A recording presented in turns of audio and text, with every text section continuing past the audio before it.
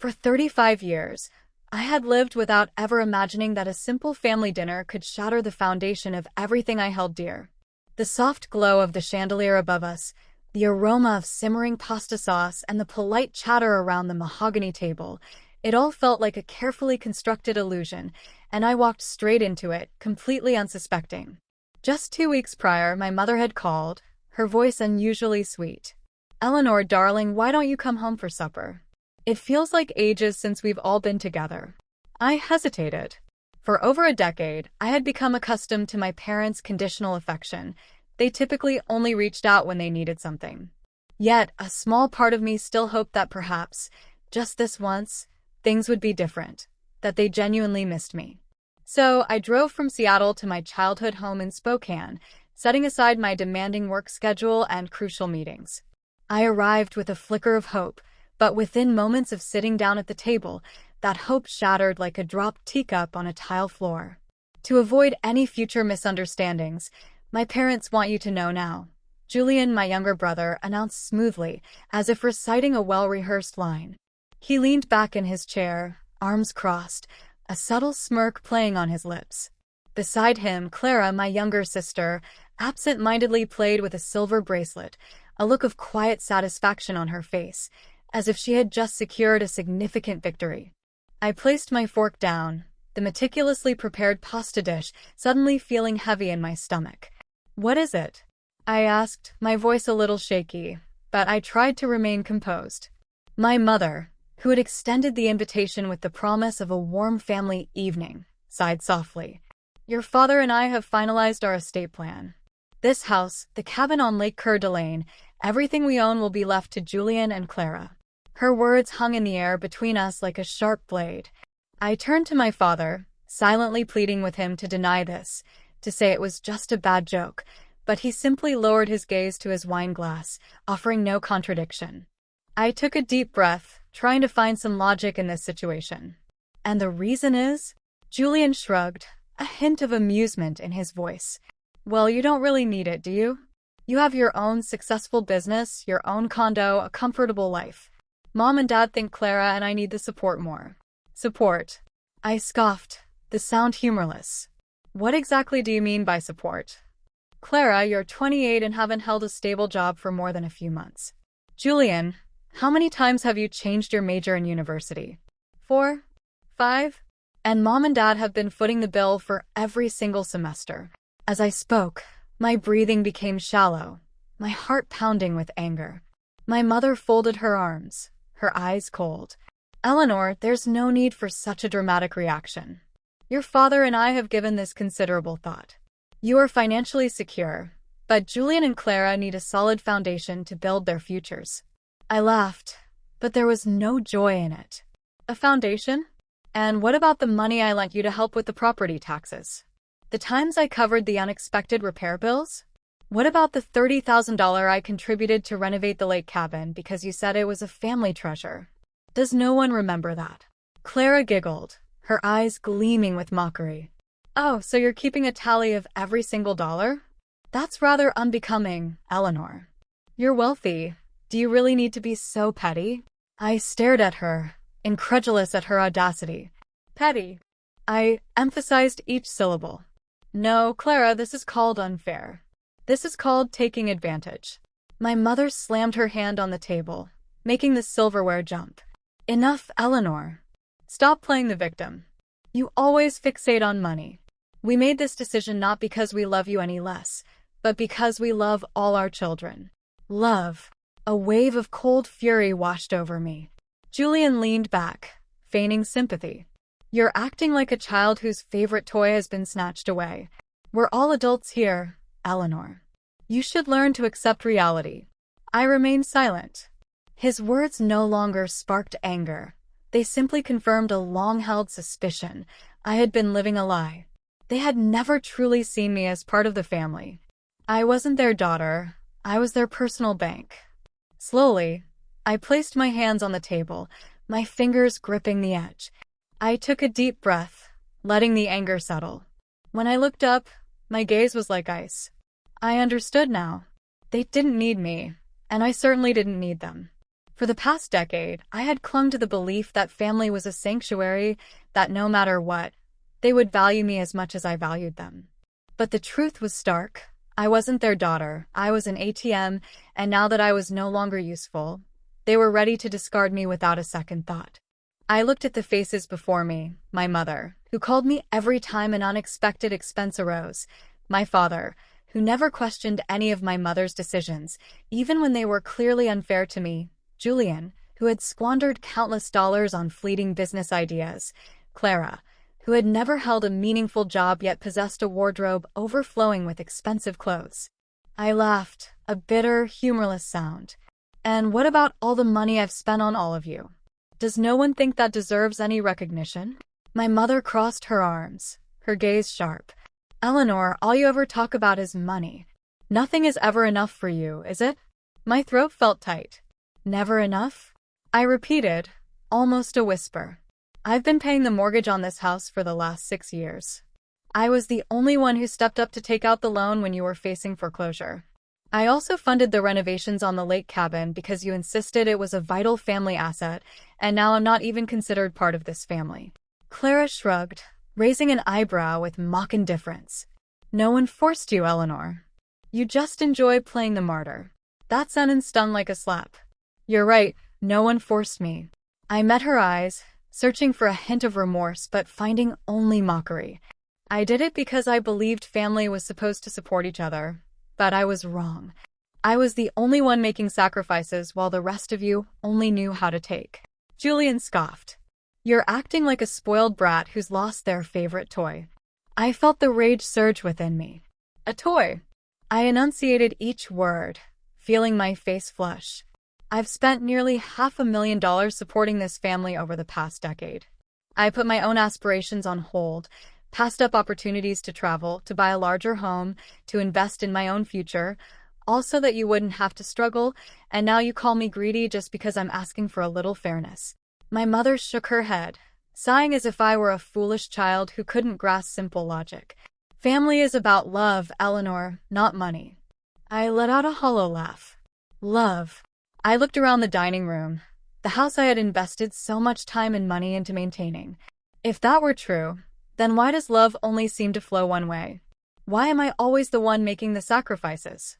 No one answered. No one ever answered that question. A heavy silence descended upon the room. I could see it in their eyes. They felt no guilt. They didn't believe they had exploited me. They were simply annoyed that I dared to question their decisions. A sharp pain constricted my chest. Why had I ever believed they would change? I took a deep breath and stood up, the chair scraping against the wooden floor, the harsh sound cutting through the tense atmosphere. I've heard enough, I said icily. I'm done. My mother blinked. What did you just say? I met her gaze, my words slow and deliberate. I'm done. I have no further obligations to any of you. Julian laughed, but there was an edge of unease in his voice. What? You're just going to cut off your own family like that? I stared at him, my expression unwavering. Yes, and you'll soon understand exactly what that means. I turned on my heel, not waiting for their reaction. My mother's voice followed me, sharp and frantic. Eleanor, what on earth are you doing? Family is supposed to stick together. You can't just sever ties over a minor disagreement. I paused at the doorway, a cold smirk touching my lips. A minor disagreement?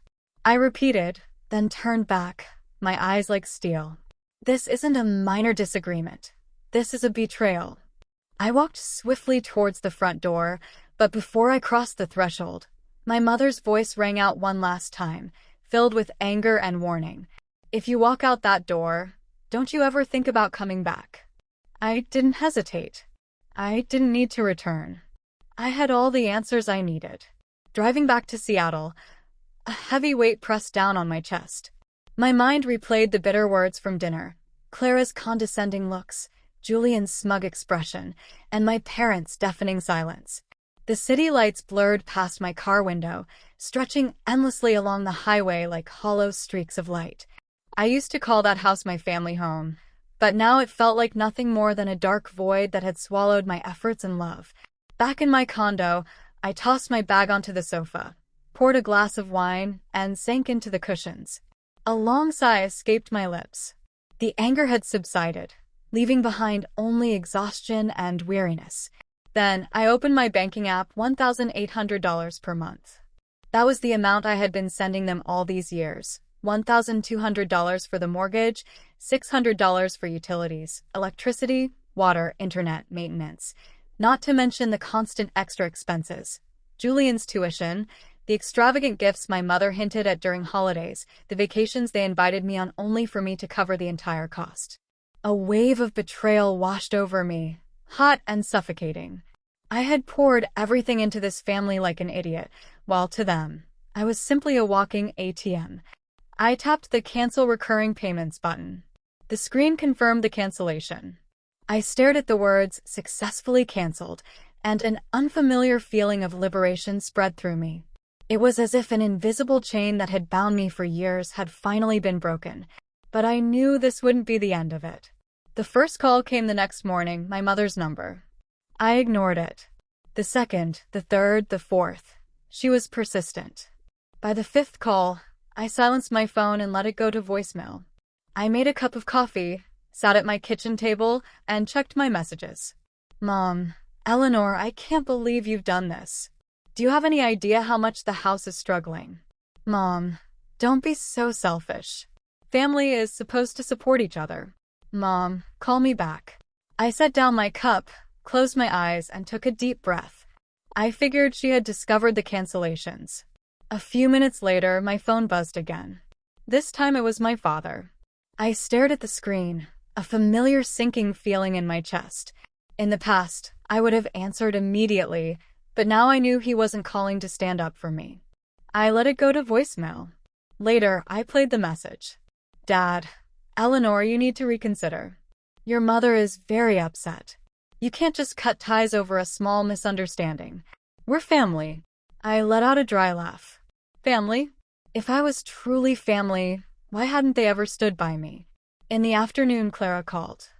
I declined. A second later, her texts arrived. "Clara, absolutely pathetic, Eleanor. You're such a mean and selfish person. Clara, do you really think you're better than us? If you didn't want to help, you should have said so from the beginning instead of pretending to be the good one. Clara, you've ruined this family. Congratulations." I laughed, a dry, bitter sound. Did they honestly believe I was the one in the wrong? Then Julian called. This time I answered. "Me, what?" "Julian, what the hell do you think you're doing?" "Me, taking back what's rightfully mine." "Julian, you're disgusting, Eleanor. You've cut off support for Mom and Dad just because they didn't include you in their will. You're nothing but a greedy leech." "Me, this isn't about money, Julian. It's about respect, something I never received from any of you." "Julian, you're a venomous snake.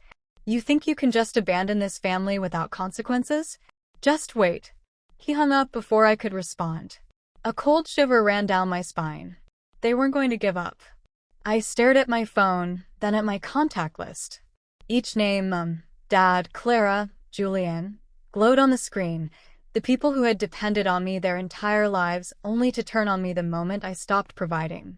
Not a single one of them expressed any remorse. Not a single one said, "I'm sorry." All they offered were anger, threats, and insults. I gripped my phone tightly, then slowly pressed block for each number. One by one, their names disappeared from my contact list. For the first time in years, I felt a sense of peace. I knew they would likely try to find other ways to contact me, but for tonight, I could sleep without the weight of their demands and accusations. I set my phone down, took a sip of wine, and for the first time in years, I smiled. I was free. 3 weeks of an unsettling silence followed. After blocking their numbers, I experienced a rare period of tranquility.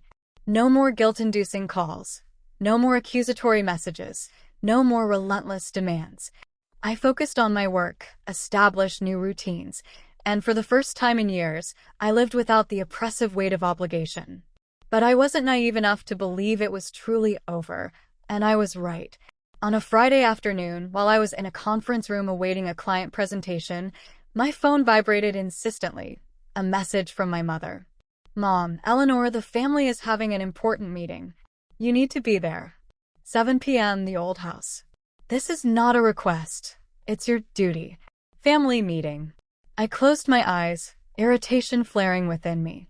This wasn't a genuine attempt at reconciliation. It was an ambush. I could ignore it, continue with my newfound life. But a foolish part of me, a part that still stubbornly held onto a sliver of hope, wanted to see what they would do next. I replied with a single word, fine. When I arrived, Julian's Lexus and Clara's bright pink Fiat were already neatly parked in the driveway. As I stepped onto the porch, my mother opened the door almost instantly, a strained smile on her face. Eleanor, you finally decided to come home. I stepped inside. The once familiar house now felt suffocating. My father sat in the center of the living room, his expression stern. Julian and Clara were sprawled on the sofa, their eyes gleaming with a hint of triumph. Something felt deeply wrong. Slowly, I pulled out a chair, sat down, crossed my legs, and folded my arms. So, I said flatly, "What's this all about?" My father cleared his throat, his gaze sharp. "We need to address this tension." I let out a dry chuckle. "Tension? You mean the fact that I stopped funding all of you?" My mother exhaled, trying to maintain a calm tone. "Eleanor, you overreacted. Your father and I only wanted what was best for everyone." Julian scoffed. "Did you even think before cutting us off like that? Don't you see how immature and selfish that was?" I clenched my jaw. Immature? Selfish? My voice was dangerously quiet. I have kept this family financially stable for over a decade. If anyone here is selfish, it's all of you. Clara crossed her arms, her voice soft but laced with venom. "You're acting like a victim, but let's be honest.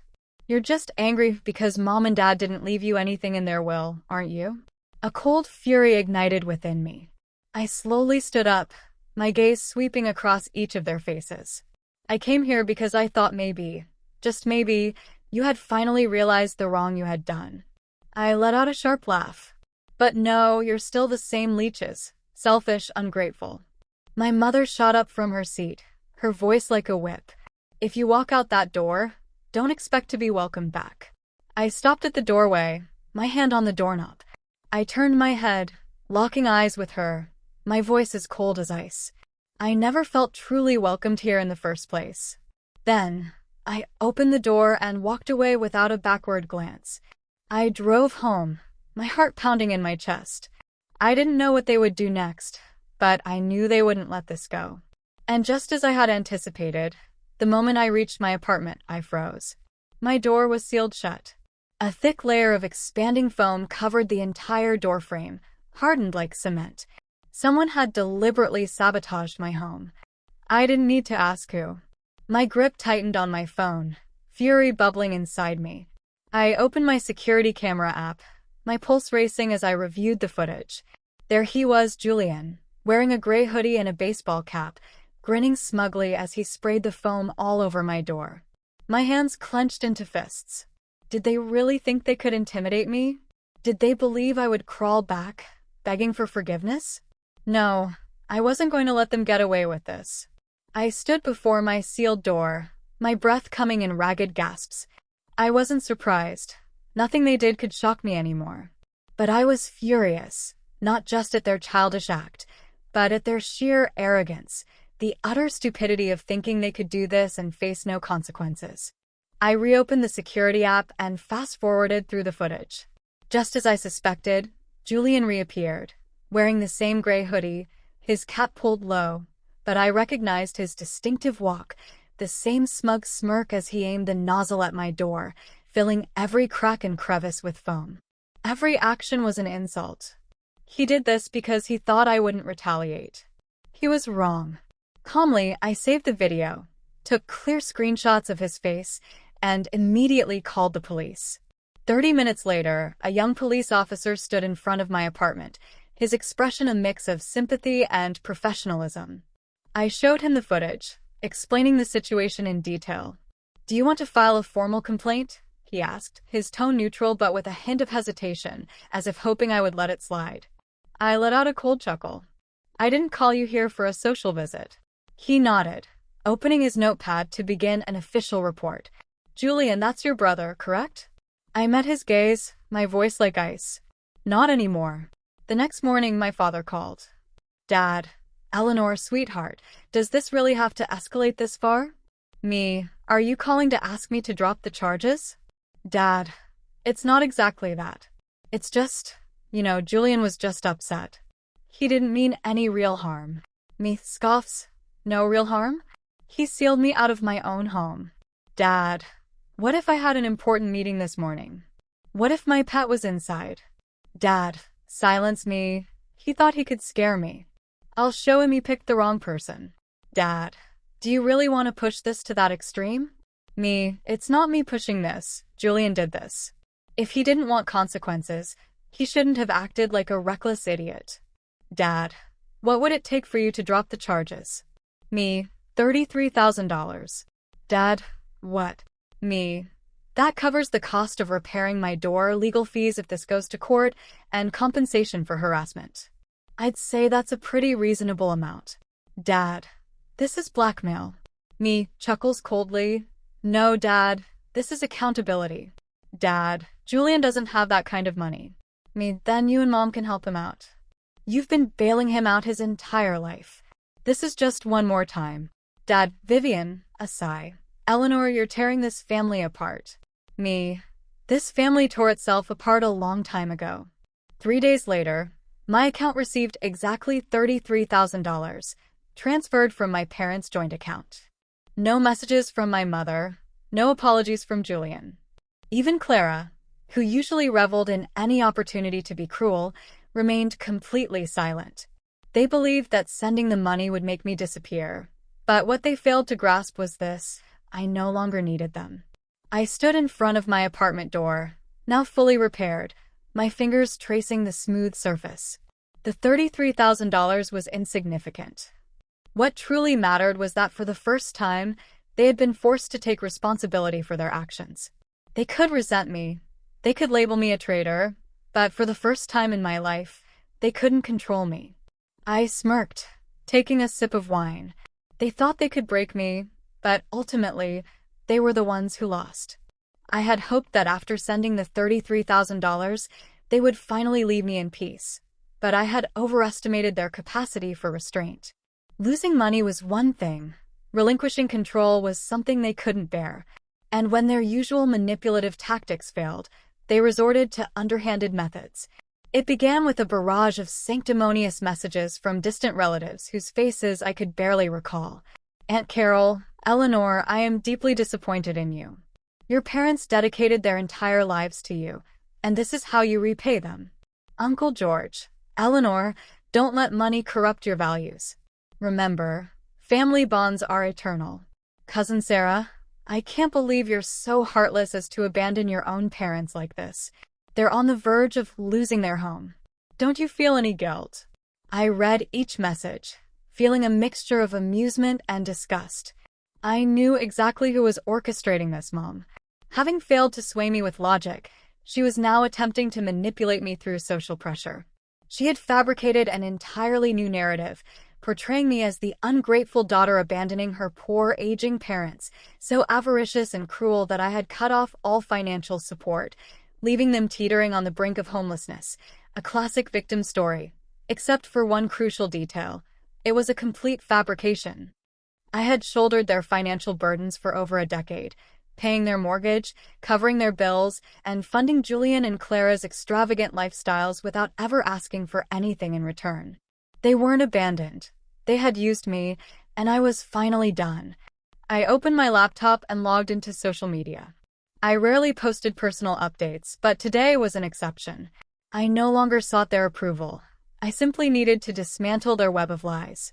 My fingers flew across the keyboard, each word appearing on the screen, direct and unambiguous, leaving no room for misinterpretation. I tried to be a good daughter, but they never truly loved me for who I was.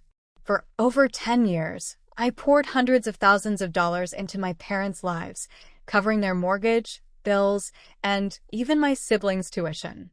I never complained because I believed in family support. But when my parents drafted their will, They bequeathed everything to Julian and Clara. When I inquired why, their response was, "Because you have a career, you don't need it." When I objected, they labeled me selfish. When I ceased funding their lifestyle, they branded me a traitor. And now, they are spreading falsehoods that I abandoned them, that they are facing eviction, that I am a heartless daughter. Here's the truth. They are not losing their home. They are merely losing the free financial support I provided for years. I am not sharing this for sympathy. I am sharing it for anyone else who has experienced similar exploitation within their own family to know this. You do not have to endure such treatment. Setting boundaries is not ungrateful. Refusing to be taken advantage of is not betrayal.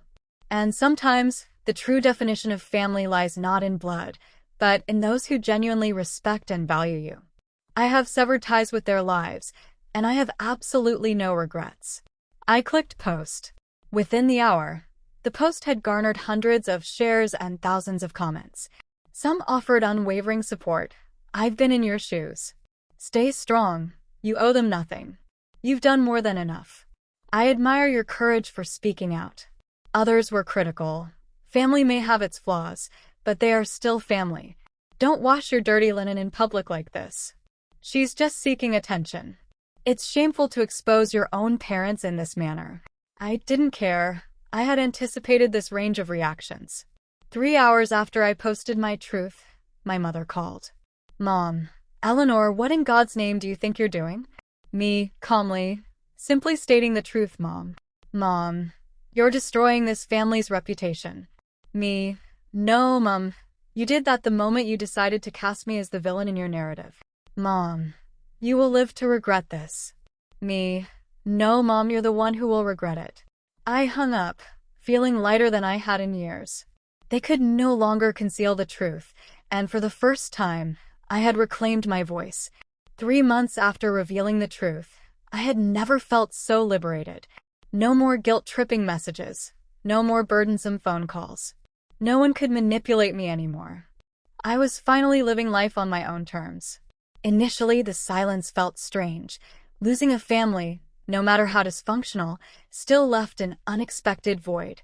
But then I realized it wasn't a loss. It was true freedom. I threw myself into my career, leaving the turmoil of my past behind. With no one draining my finances, my money was finally mine. I enrolled in a pottery class, something I had always wanted to try but never had the time for. I started traveling, exploring the destinations I had always postponed because I was too busy supporting my family. 3 months later, I was in Rome, savoring gelato by the Trevi Fountain. 6 months later, I stood in Kyoto, marveling at the serene beauty of the temples. For the first time in my life, I was solely responsible for my own happiness, and that was more valuable than any inheritance. I no longer kept tabs on them, but news of my former family still trickled in through mutual acquaintances, through whispers in the community. My mother had taken a job as a cashier at a local grocery store. A former neighbor mentioned that she no longer possessed the air of a woman who once ordered me around. She wasn't spending money on expensive handbags or jewelry anymore. My father, the man who had remained silent through every injustice I had endured, was now working as a groundskeeper at a local park. He had no one left to depend on, no one to pay his bills. Julian was unemployed. He had mocked me when I walked away, but now there was no one left to fund his latest get-rich-quick schemes. Clara was still lost in her illusions, desperately trying to become a lifestyle influencer, but no one was funding her extravagant vacations or buying her designer clothes to showcase online. My entire family was struggling, but I felt no remorse. I had given them ample opportunities, and they had squandered them through their own greed. A year later, I met Ethan. I wasn't actively seeking a relationship, but he entered my life gently, asking for nothing, expecting nothing. He was unlike anyone I had known before. He wasn't someone who only saw me for what I could provide. He saw the real me. We met during a weekend getaway with mutual friends. Initially, I thought he was just another fleeting acquaintance, but then he listened attentively without ever making demands, accepting me for who I was. For the first time in my life, I didn't feel the need to prove my worth to buy affection. I simply had to be myself. Standing on my apartment balcony on a crisp autumn evening, I gazed at the city lights twinkling below. No one controlled me anymore. No one exploited me anymore. I no longer needed my old family. I once viewed being excluded from the will as a profound humiliation, a deep betrayal, but now I recognized it as the greatest gift they had ever given me. Eleanor's story isn't just a narrative of family betrayal, it's the journey of someone who once believed that selflessness would earn love and recognition. The reality is that many individuals find themselves trapped in a cycle of being taken advantage of by the very people who should cherish them the most. But this story illustrates that setting boundaries isn't selfish. It's an act of self-respect. Sometimes, letting go of a toxic family isn't a loss. It's an opportunity to discover freedom, happiness, and the people who truly value you. What are your thoughts on Eleanor's experience? Have you ever encountered a similar situation or know someone who has? Share your reflections in the comments, and be sure to subscribe for more compelling and authentic stories about family dynamics.